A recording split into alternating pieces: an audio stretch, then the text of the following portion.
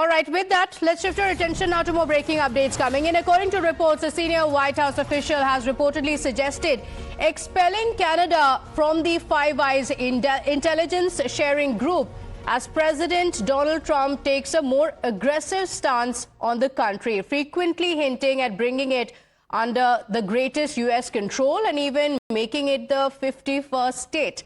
So Peter Navarro, one of Trump's closest advisors, is advocating for Canada's expulsion from the intelligence alliance, which also includes the US, the UK, Australia and New Zealand. So Financial Post has reported, citing people familiar with the efforts inside the administration. In fact, Navarro's push comes amid Trump's increasingly assertive stance on Canada, with the president, in fact, very frequently making remarks about bringing the country under greater U.S. control and making it the 51st state. In fact, time and again, President Trump has referred to the Canadian Prime Minister as the Governor of Canada. The news report, in fact, states that Navarro, who has direct access to the Oval Office, is urging Trump's team to use Canada's removal as a leverage to pressure the country.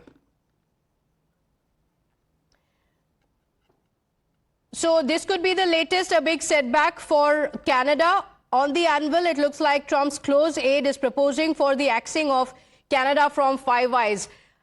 Senior consulting editor Srinjoy Chaudhary on the broadcast with us. Srinjoy, this could be quite a setback for Canada amid President Trump repeatedly referring to Justin Trudeau as the Governor of Canada. So there are reports that indicate that US could look at axing Canada from Five Eyes.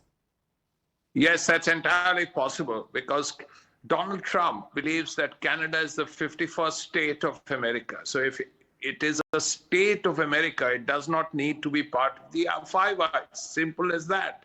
Because America already is part of the Five Eyes. So it can be Four Eyes, and Canada will well be part of it as the 51st state. That is the logic, really, as Donald Trump is concerned.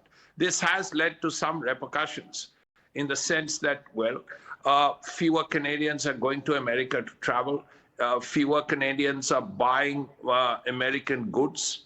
So that problem is there. But very clearly, the President of the United States is making it very clear that he's not in favor of closer ties with Canada. Okay, all right. Srinjoy, stay with us.